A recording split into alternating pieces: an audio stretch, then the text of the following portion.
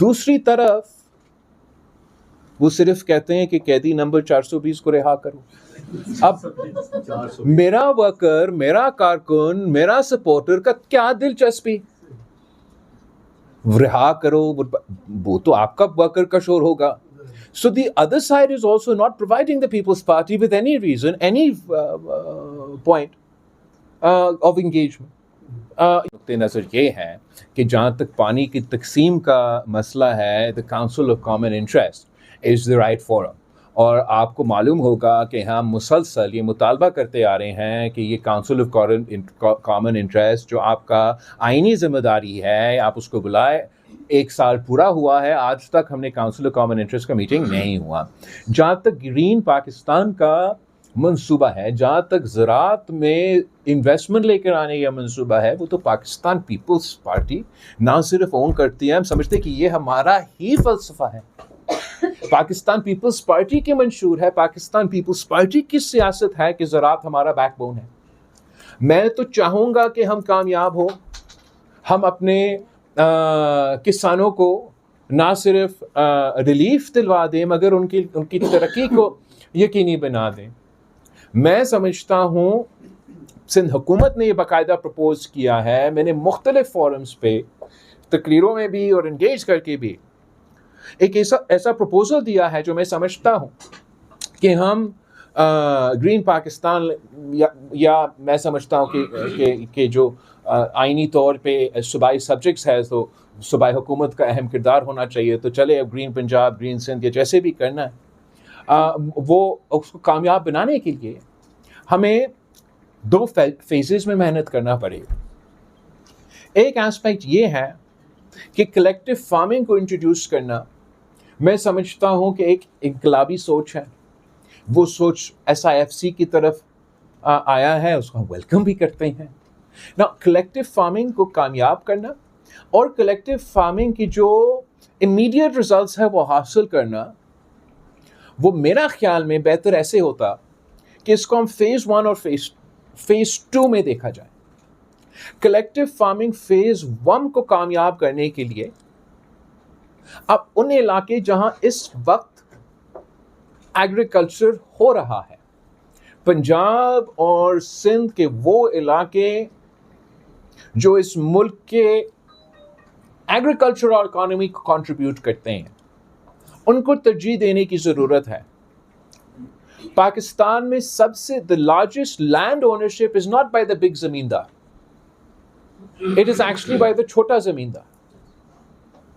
ना वो मारे जाते हैं इसलिए इसी हुकूमत की अच्छी पॉलिसीज अपनी जगह, जो हमारा इनकम कॉस्ट है, इनपुट कॉस्ट्स है, वो आपके सामने है। जो रीसेंट फैसले IMF की जोर की वजह से ज़राए टैक्स पे हुए हैं, वो आपके सामने हैं। जो मौसमी तब्दीली और वाटर स्कैर्सिटी, मतलब वाटर इस वक्त ना होने और वाटर की कमी का वजह से उन इलाके जहां where we are conducting agriculture at the moment, बहुत प्रेशर के अंदर है। अगर हम ये कलेक्टिव्स बनाएंगे, और कलेक्टिव्स का मतलब कि ये छोटे ज़मींदारों को साथ मिला के एक बड़ा कंसोर्टियम बनाएं, एक बड़ा कलेक्टिव बनाएं, और इस बड़ा कलेक्टिव का फ़ायदा क्या होगा? फ़ायदा ये कि जब ये छोटे छोटे ज़मींदार मिलके काम करेंगे तो वो कलेक्टिव बार्गेनिंग का ताकत उनको मिलेगा। जब वो अपना इनपुट्स को खरीदेंगे, जब कलेक्टिवली खरीदेंगे, ज़्यादा तादाद में खरीदेंगे, तो वो जो इनपुट कॉस्ट का एक्सपेंसिव जो नुकसान है उसको काउंटर कर सकते हैं और कम कीमत पे अपना इनपुट का बंदोबस्त कर सकते हैं। दूसरा, पानी की कमी एक हकीकत है, मौसमी तब्दीली एक हकीकत है। आप जिस भी साइंसदान को इस दुनिया का किसी कोना से उठा के पूछे कि पाकिस्तान के साथ अगला 10 साल, अगला 20 साल, अगला 50 साल में क्या हाल होगा, तो वो आपको बताएंगे। पहले आपके जो पहाड़ों के ग्लेशियर्स हैं वो ज़्यादा तेज़ी के साथ पिघलेंगे, तो मतलब हमारा सैलाब की वजह से नुकसान होता रहेगा। इसके साथ साथ ऑब्वियसली मौसमी तब्दीली की वजह से, क्लाइमेट चेंज की वजह से हमारा ड्राउट्स में भी इजाफा होगा, उससे भी नुकसान होगा। और अल्टीमेटली जब ये क्लाइमेट की असर मुकम्मल हो जाता है तो हमारा शदीद ड्राउट का नुकसान होगा, इसलिए हमारा वो ग्लेशियर्स का, आइस कैप्स का, हिमालयस में वो तादाद नहीं रहे। हम इंडस वैली सिविलाइजेशन से लेके ब्रिटिश कॉलोनियल वक्त से लेके आज तक फ्लड इरिगेशन पे यकीन रखते हैं, फ्लड इरिगेशन से काम लेते हैं।